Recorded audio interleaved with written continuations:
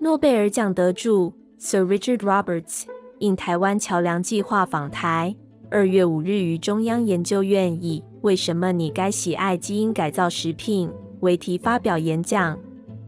Sir Richard Roberts 为新英格兰生物实验室首席科学官，他对真和生物基因结构与 RNA 剪接机制的突破性研究，于1993年与 Philip Sharp 共同获得诺贝尔生医奖。他的研究彻底改变科学界对真和基因的认知，奠定现代遗传学的重要基础，并对癌症研究等领域带来决定性进展。台湾桥梁计划由中研院携手台湾大学等多所学研机构与世界和平基金会共同推动。Well, when I was, I think, 11, my father bought me a chemistry set. Sort of, the toy chemistry set. But in those days, chemistry sets were interesting. And I soon discovered you could make fireworks, you could make explosives with these chemicals. Fell in love with chemistry. I thought this was great. And I pursued that until I did a PhD. And then during the 3rd year of my PhD, I got interested in molecular biology. I read some books, and I read one book in particular by John Kendrew called The Thread of Life, which was all about the origins of molecular biology.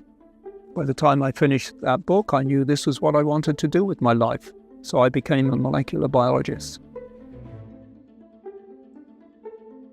Well, I think someone who was incredibly important is a man called Kazu Kurosawa, who was a chemistry postdoc in the lab in Sheffield where I did my PhD.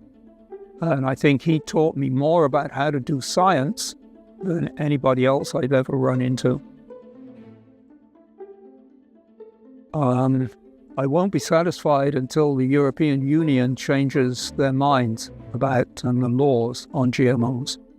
So I think some good things have happened. So there have been quite a few improvements over the course of the time. So, for instance, Mark Linus and so on, and a number of people have changed their minds about GMOs. I don't think because of me necessarily, but because of what other people have been saying. And there are some countries that have adopted GMOs, and I feel I've had some influence in some of those decisions. But ultimately, the European Union needs to change the law because at the moment, they still are opposed to GMOs. They make it very difficult to use GMOs. Greenpeace have taken that and go around the world spreading these falsehoods about science. I mean, they do not tell the science properly. And I think the reason they continue to do it is because of money, because this has been the best fundraising campaign they ever had. The anti-GMO people want to claim that they're dangerous. And the pro-GMO people will tell you that the science says they're perfectly safe. Oh, the science is excellent. You couldn't wish for better science. There's zero science saying they're dangerous. Not one piece of science says that they're dangerous. And millions, literally millions of people have been eating them over the last 30 years.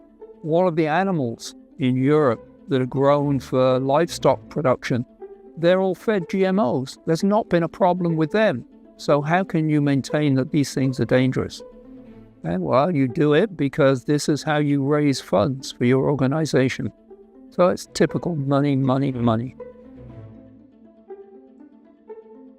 Well, I think when the first time that I was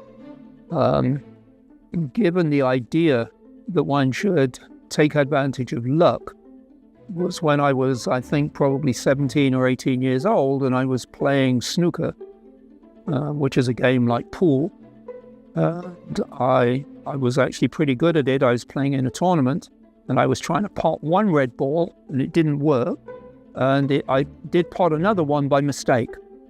And as a result, when I took the next shot, I didn't make the shot that I was hoping for. And afterwards, an old man came up to me and he said, when you get a lucky break like that, you've got to learn to take advantage of it. You've got to concentrate twice as hard on your next move to make sure the luck wasn't lost.